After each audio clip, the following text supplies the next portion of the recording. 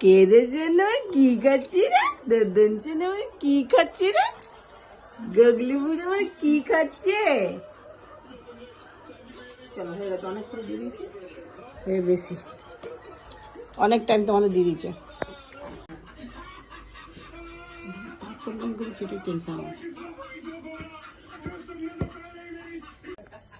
এরকম এরকম এরকম বুঝলি, একা বসে তাড়াতাড়ি কর।